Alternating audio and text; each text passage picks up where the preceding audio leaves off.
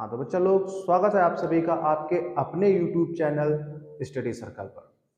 और आज हम देखने जा रहे हैं अवतल पृष्ठ पर अपवर्तन का सूत्र। अवतल पृष्ठ पर अपवर्तन का सूत्र आज हम देखेंगे। ठीक है, तो टाइम को डिले ना करते हुए हम सीधे चलते हैं अपने टॉपिक की तरफ और इसको अच्छी तरह से आज सीखते हैं। ठीक है, तो ये हमारे पास है एक अवतल पृष्ठ। ये अवतल पृष्ठ है और इस पर हमें आज अपवर्तन का सूत्र निकालना है। तो अच्छी तरह से हम जानेंगे कि इस पर अपवर्तन होता कैसे है और अपवर्तन होने के बाद इससे इसका सूत्र कैसे निकलेगा। इन दोनों चीजों को हम अच्छी तरह से जानेंगे। ठीक है, तो वीडियो को बिना स्किप किए हुए फटाफट इसको समझते हैं। ठीक है, और फिर से वही बात, अगर आप पढ़ रहे हैं तो कॉपी और पेन का यूज जरूर करें। एक कॉपी और पेन आप अपने पास जरूर रखें और जो जो चीजें बताई जाए उनको लिखते जरूर जाएं। ठीक है भाई, तो शुरू करते हैं। देखो, ये है हमारे पास एक अवतल पृष्ठ। ये जो हमारा पृष्ठ है, ये किस प्रकार का पृष्ठ है भैया? ये अवतल पृष्ठ है और इसी से अपवर्तन होगा, इसलिए इसको हम एक और नाम से जानेंगे, दैट इज अपवर्तक पृष्ठ। कौन सा नाम से जानेंगे? अपवर्तक पृष्ठ। देखो, अपवर्तक पृष्ठ पे ये जो रेखा जा रही है ये मुख्य अक्ष है। ये सर जी क्या बता रहे हो, ये तो हमको बहुत पहले से पता था। अरे कोई बात नहीं बच्चा, हमको बताना हमारा फर्ज है। ये मुख्य अक्ष है और मुख्य अक्ष पृष्ठ को जिस बिंदु पर काट दे वो कहलाता है ध्रुव P। ठीक, तो ये हो गया P। क्या सर जी आप भी पहले वीडियो में पी ना, वो वाला P नहीं, P for parrot, P for pole, parrot भी नहीं, पोल। देखो, तो पोल से कुछ दूरी पर एक वस्तु रखी है O। पोल से कुछ दूरी पर एक वस्तु रखी है O और इसी वस्तु का प्रतिबिंब बनाना है हमको इस पृष्ठ के माध्यम से।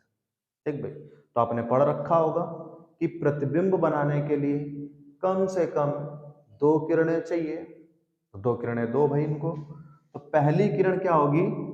पहली किरण ध्रुव से होते हुए, ठीक, केंद्र से होते हुए, यहां पे मान लिया केंद्र सॉरी, यहाँ पर केंद्र होगा इसका, तो यहाँ से होते हुए केंद्र से जाएगी और केंद्र से जाने वाली प्रकाश की किरण बिना विचलित हुए सीधे अपने मार्ग में निकल जाती है। तो ये भी क्या हुआ, सीधे अपने मार्ग में निकल गई। दूसरी किरण, दूसरी किरण क्या होगी भाई? ये इस तरह से जाएगी, ठीक, और जहां पर ये जाती है, जहां पर जिस बिंदु पर ये टच करती है, इसको हम कहते हैं आपतन बिंदु। क्या कहते हैं? आपतन बिंदु। और आपतन बिंदु पर भैया लोग एक अभिलंब बन जाता है। जैसे ही इसको टच करेगी वैसे ही आपतन बिंदु पर एक अभिलंब बन जाएगा।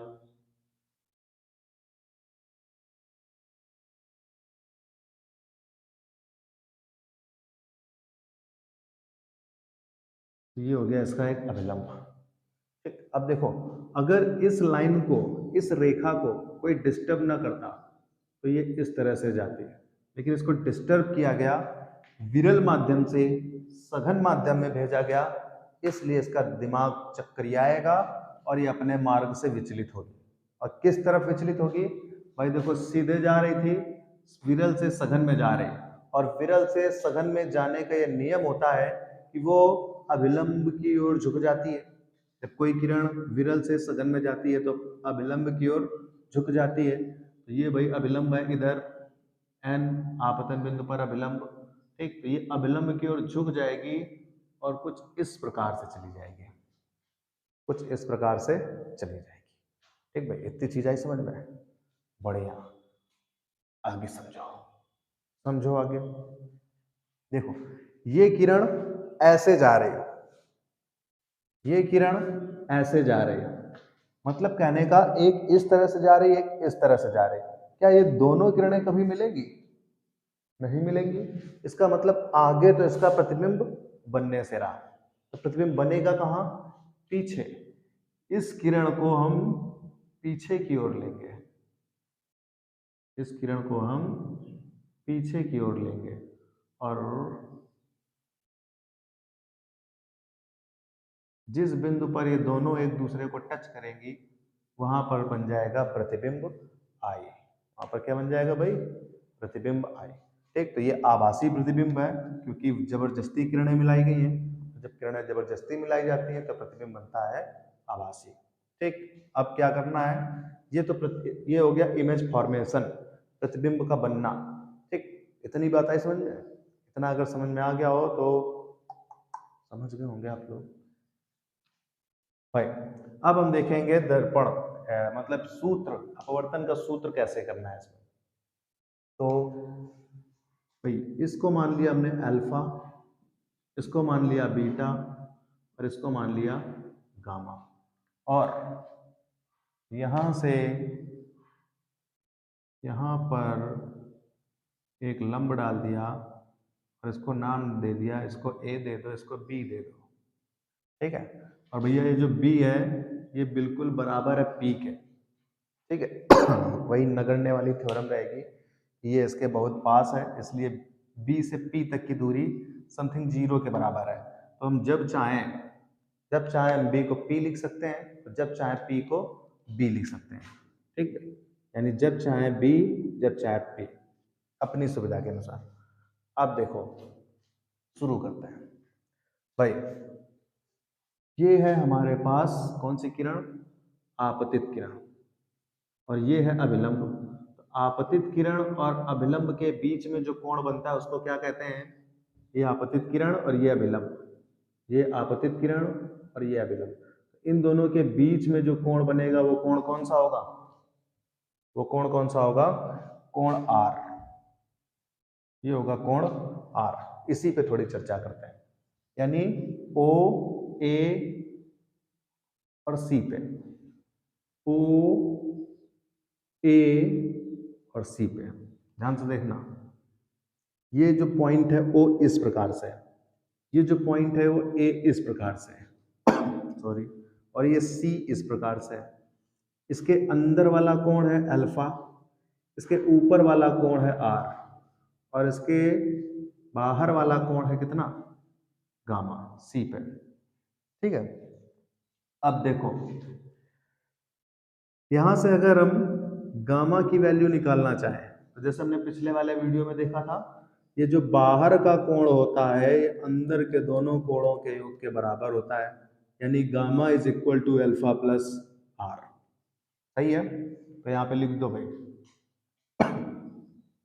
त्रिभुज कौन सा लिया हमने, ओ ए सी से, त्रिभुज ए ओ ए सी से क्या निकल के आया, gamma is equal to alpha plus r. इसका मतलब alpha is equal to gamma, और ये अल्फा इधर आ जाएगा तो माइनस का। ये हो गया समीकरण कौन सा भैया आपका, एक। समझ में आई इतनी बात। चलो अब आगे चलते हैं दूसरे समीकरण के लिए। देखो भाई, ये है हमारी अपवर्तित किरण, कौन सी किरण, अपवर्तित किरण। ये अपवर्तित किरण है, और ये क्या है, ये है हमारा अभिलंब एन। अपवर्तित किरण और अभिलंब के बीच में जो कोण बनता है उस कोण को हम कहते हैं आई। तो इसको ध्यान से देखो, तो ये इस तरह से कोण बन रहा, ये आई है, ये सी है, ये ए है, इधर का एंगल इसमें कितना बन रहा है आई, और इधर का एंगल बन रहा है बीटा, और इधर का एंगल बन रहा है गामा। ठीक, ये आया समझ में, ठीक, बहुत इंपॉर्टेंट है ये दो जो डेरिवेशन है आपके उत्तल पृष्ठ वाले और अवतल पृष्ठ वाले, ये दोनों के दोनों डेरिवेशन अपने आप में एक बहुत महत्व रखते हैं, इनको आपको सीखना ही पड़ेगा। ठीक है, और बहुत अच्छी तरह से मैं बता रहा हूं आपको। ठीक, तो इसको समझो, समझना जरूरी है। तो देखो ये जो बाहर का है गामा, तो गामा किसके इक्वल में हो जाएगा, बीटा और प्लस ये अंदर वाला आई। समझ गए, तो इसका मतलब इस बार हमने कौन सा ट्रायंगल लिया, इस बार हमने ट्रायंगल लिया आई ए सी, आई ए सी से, और आई ए सी से गामा इज इक्वल टू मिला हमें कितना, बीटा प्लस आई। तो यहाँ पर आई इज इक्वल टू निकालेंगे तो बीटा इधर माइनस हो जाएगा, यानी गामा माइनस बीटा, और ये हो गया इक्वेशन, ये हो गया इक्वेशन 2, ये हो गया आपका समीकरण 2। ठीक, अब फिर वही पुराना काम भाई साहब। कौन सा काम? हम जानते हैं, क्या जानते हैं? हम जानते हैं स्नेल नियम, स्नेल का नियम। एक अंग्रेजी मीडियम वाले, स्नेल्स लॉ क्या होता है? Sine i upon sine r is equal to n1 upon n2। Sine i upon sine r is equal to n1 upon n2। Sine, अब देखो यहाँ पे एक चीज समझो, ये जो साइन है, साइन आई, इसको हम आई के इक्वल लिख सकते हैं। ठीक, क्यों लिख सकते हैं? हमने पीछे वाले वीडियो में भी लिखा था। और क्यों लिखा था? क्योंकि ये जो आई है ये बहुत छोटे कोण है, और छोटे कोण होने की वजह से इसको हम हटा सकते हैं। तो साइन आई को हम लिखेंगे आई, और साइन आर को लिखेंगे केवल आर। सॉरी, तो ये हो जाएगा I upon R is equal to n1 upon n2, यानी I n2 is equal to cross multiply, तो आर n1। कोई दिक्कत? अब देखो फेस नहीं दिख रहा, कोई बात नहीं, फेस दिखना भी नहीं चाहिए।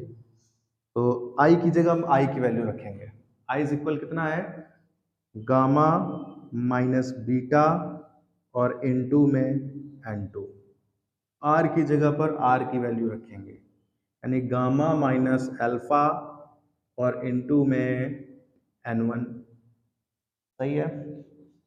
अब जिस तरह से हमने साइन आई को आर लिखा है, साइन आई को आई लिखा है, साइन आर को आर लिखा है, उसी तरह से अब हम अल्फा बीटा और गामा, अल्फा बीटा गामा, ये भी छोटे कोण है, छोटे कोण है। ठीक, तो इसलिए इसको हम इधर देखते हैं, अल्फा को हम लिख देंगे tan अल्फा। क्यों लिख देंगे? क्योंकि छोटे कोण है, हम इनको लिख सकते हैं। ठीक, बीटा, बीटा को क्या लिख देंगे? tan बीटा, और गामा, गामा को क्या लिख देंगे? tan gamma. tan alpha is equal to formula लंब बटे आधार। तो देखो अल्फा के लिए लंब क्या है? अल्फा, अल्फा के लिए लंब है ये ए से बी तक, इसको हमने मान लिया h। तो h अपॉन ए, ए यानी आधार, यहां से यहां तक, यानी ये वस्तु की दूरी है, तो इसको हम लिख देंगे u। सही है, कोई दिक्कत? ओके। अब इसके बाद tan बीटा, तो beta is equal to formula, tan is equal to formula लंब अपॉन आधार। लंब कितना है बीटा के लिए? बीटा के लिए भी लंब है भाई h, और आधार कितना है? v। और गामा, गामा के लिए लंब कितना है? h, लंब बटे आधार, लंब है h, और आधार कितना हो जाएगा? यहां से ये केंद्र की दूरी है, तो केंद्र की दूरी को हम रिप्रेजेंट करते हैं r से। ठीक, तो यहां पे पुट कर दो, गामा की जगह पे क्या लिखना है?